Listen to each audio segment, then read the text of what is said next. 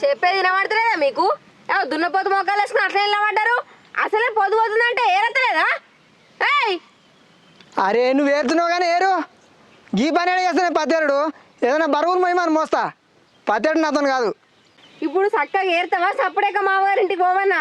కథలు పడతానవా? నాకు తీట పట్టిందని ఒక నేనికి. అరే ఏరుదాం దారా.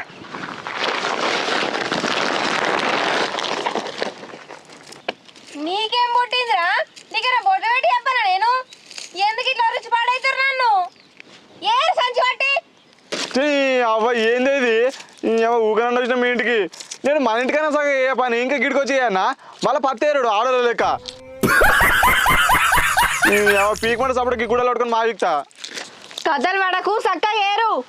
ఎవరైనా ఏరనే నా వల్ల కాదు ఇది. ఎందుకు రా గిట్లా వదవుచ్చుకుంటున్నావు? ఎందుకు వరిస్తున్నావు మీ అక్కను? మన పని మనం చేసుకోనికి తప్పేముందిరా? అరే దేవుడు 2 రెక్కలు ఇచ్చినప్పుడు భూమి మీద వంగి కష్టం చేసుకోవాలరా. పేరు